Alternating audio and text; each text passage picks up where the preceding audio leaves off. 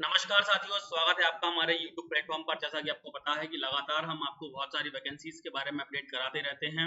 इसी के रिगार्डिंग यदि हम बात करते हैं तो हाई कोर्ट में एक वैकेंसी निकली है जिसको कहते हैं जूनियर जुडिशियल ट्रांसलेटर, है ना। जूनियर जुडिशियल ट्रांसलेटर की लगभग 45 पोस्ट के बारे में जो है वो विज्ञापन जारी हुआ है। और इसको ऑनलाइन कैसे देख सकते हैं, तो आप यहाँ पर जैसे ही आप गूगल पर जाएंगे MP हाई कोर्ट रिक्रूटमेंट लिखेंगे तो सबसे पहले ही आपको जो है ना पेज निकल कर आता है उसी पर आपको क्लिक कर देना है। और उस पर आप जैसे ही क्लिक करेंगे तो आप पाएंगे सर कि यहाँ पर 18/9 तारीख में एक एडवर्टाइजमेंट जो है वो क्या हुआ है, निकल कर आता है। ये उच्च न्यायालय मध्य प्रदेश जबलपुर की 45 पोस्ट के लिए एक ये जो है वो क्या निकल के आया है, एडवर्टाइजमेंट निकल के आया है। इसी की डिटेल जानकारी हम इस वीडियो में आपको देने वाले हैं। ठीक है, सबसे पहले यदि हम बात करते हैं तो 18 सितंबर से फॉर्म भरना स्टार्ट हो जाएंगे। ऑनलाइन आवेदन किए जाना है, ऑफलाइन नहीं किए जाने हैं। ऑनलाइन आवेदन की जो स्टार्ट तिथि है वो कितनी है आपकी, 18 सितंबर दोपहर 12 बजे से मतलब फॉर्म भरना स्टार्ट हो चुके हैं। ठीक है, लास्ट डेट के बारे में यदि हम बात करते हैं तो 30 सितंबर तक मात्र ये फॉर्म भरे जाने हैं, वो भी रात के 12 बजे तक, 11:55 तक भरे जाने हैं। फिर उसके बाद आप जो है वो उसमें सुधार वगैरह भी कर सकते हैं। 2 फॉर्म में ये परीक्षा होने वाली है, पहले प्री होगा और उसके बाद मेंस होने वाला है। अच्छी पोस्ट है, 3600 ग्रेड पे इसका लगभग रहेगा। लगभग आप ये मान के चलें 50,000 के आसपास आपकी जो है इनकम जो है सैलरी बनने वाली है। ठीक है, तिथि अभी जो डेट है, एग्जाम डेट के बारे में अभी नहीं बताया गया है, उसको नोटिफाइड किया जाएगा ये कहा गया है मध्य प्रदेश हाई कोर्ट के द्वारा। और इस वेबसाइट के द्वारा आप समय समय पर इसको चेक कर सकते हैं, है ना, आने वाली विभिन्न प्रकार की गतिविधियों को लेकर। ठीक है, यदि हम पदों की संख्या के बारे में बात करते हैं तो 23 अनरिजर्व के लिए हैं, इनमें से एक फिजिकल हैंडीकैप्ड के लिए रिजर्व रहेगा, 6 ओबीसी के लिए हैं, 7 शेड्यूल कास्ट के लिए हैं जिनमें से एक फिजिकल हैंडीकैप्ड के लिए रिजर्व रहेगा, और 9 जो है वो शेड्यूल ट्राइब्स के लिए हैं और एक फिजिकल हैंडीकैप्ड के लिए। टोटल 45 पोस्टें हैं, है ना। और 3 जो है वो कैसे रहेंगी, फिजिकल हैंडीकैप्ड के लिए रिजर्व रहने वाली हैं।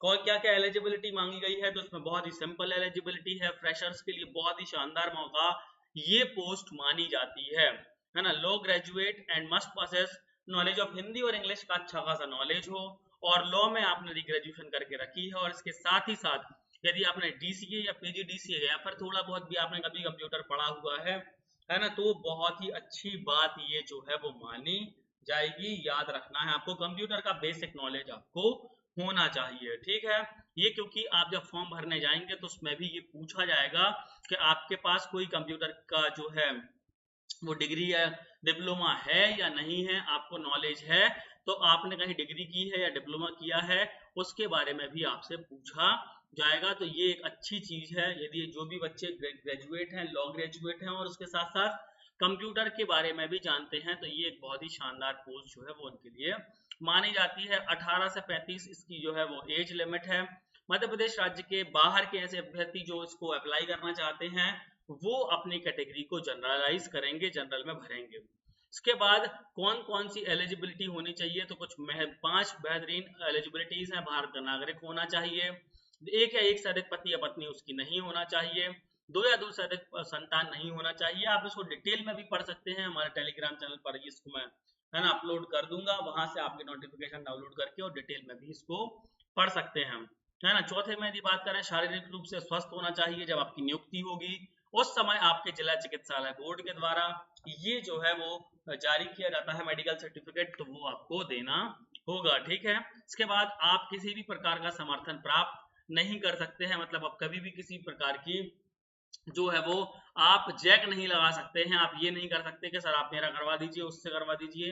यदि किसी भी प्रकार की इस तरह कोई एक्टिविटी पाई जाती है तो आपको अयोग्य घोषित कर दिया जाएगा। ठीक है, ये सारी चीजें बहुत अच्छे से पढ़नी है ना। अन्य आवश्यक अर्हता, ठीक है, आप पढ़ सकते हैं, है ना। बाकी मेन जो एलिजिबिलिटी रहती है वो ही है ना। लॉ से ग्रेजुएट है आप होना चाहिए, है ना। इसके अलावा फिर आपको आवेदन शुल्क के बारे में बताया गया है।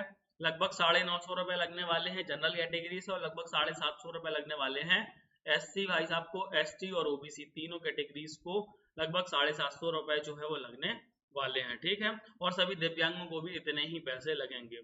ठीक है, फ्री नहीं रहेगा ये वाला फॉर्म। ठीक है, आगे बढ़ते हैं तो हम देखते हैं कि भर्ती की प्रक्रिया जो है, कार्य योजना किस तरह से रहने वाली है।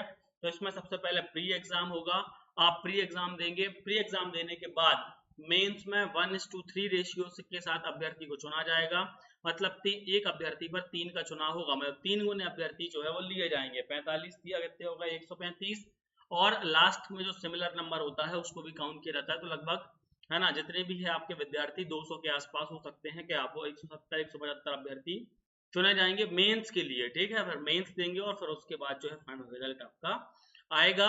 जनरली तो आपकी जब ऑनलाइन प्रारंभिक परीक्षा जबलपुर में आयोजित की जाएगी, लेकिन अभ्यर्थियों की संख्या बढ़ती है तो जबलपुर, भोपाल, इंदौर, सतना और उज्जैन में भी इनमें से भी कोई और जो है केंद्र ऑनलाइन जो सेंटर है वो बनाए जा सकते हैं। तो ऐसा कोई विशेष इसमें कोई दिक्कत की बात नहीं है।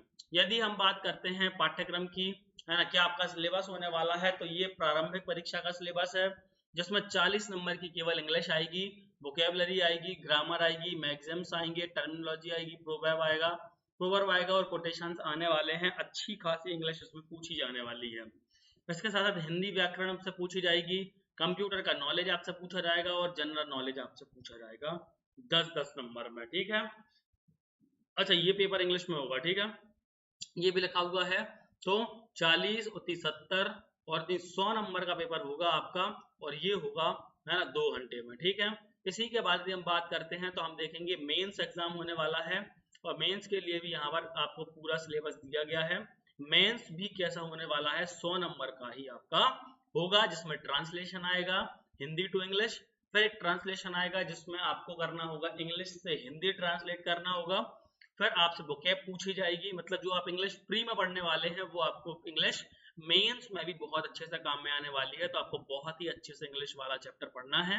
और फिर कंप्यूटर नॉलेज जो आपने प्री में पढ़ा था वो मेंस में भी आपको काम आएगा। तो 100 नंबर का आपका प्री होगा और 100 नंबर का ही आपका मेंस होगा। आपका प्री बहुत अच्छा है तो मेंस भी आपका बहुत अच्छा ऑटोमेटिकली हो ही जाएगा, ठीक है। तो ये बेसिक सी इंफॉर्मेशन थी, है ना। यात्रा क्लेम वगैरह नहीं दिया जाएगा अभी, ठीक है। और ये सारी चीजें आपको याद रखनी है। वीडियो अच्छा लगा हो तो अपने लॉ, है ना, दोस्तों के साथ शेयर करें। मिलते हैं अगले वीडियो में अगली जानकारी को लेकर, ठीक है। Thank you so much.